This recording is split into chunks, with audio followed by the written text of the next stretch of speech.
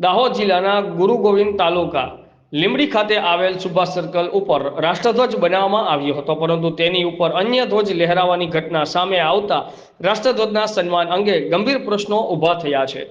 ભારતના રાષ્ટ્રીય નિયમો અને સંવૈધાનિક મર્યાદા અનુસાર રાષ્ટ્રધ્વજથી ઉપર કોઈ પણ અન્ય ધ્વજ ફરકાવવો કાયદેસર રીતે અયોગ્ય છે, જે રાષ્ટ્રધ્વજનું અપમાન ગણાય છે।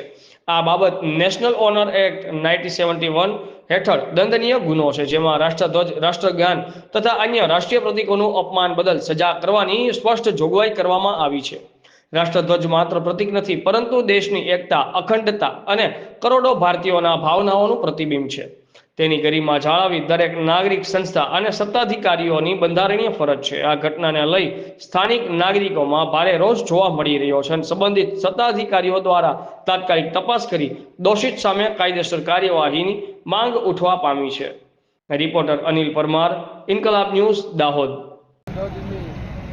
બનાવવામાં આવ્યો રાષ્ટ્રધ્વજના તરીકે ટેન્ટ બાંધીને રાષ્ટ્રધ્વજની ઝંડાની પ્રતિમા બનાવવામાં આવ્યું। એમાં આજે ઇન્ડિયન નેશનલ ઓનર એક્ટ 1971 પ્રમાણે ભારત દેશના રાષ્ટ્રધ્વજનું અપમાન સહી લેવામાં નહીં આવે।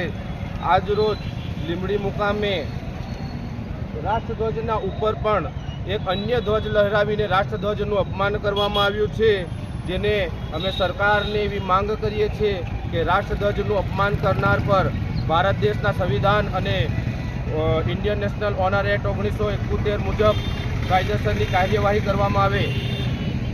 જય ભારત, જય સંવિધાન। આપનું નામ?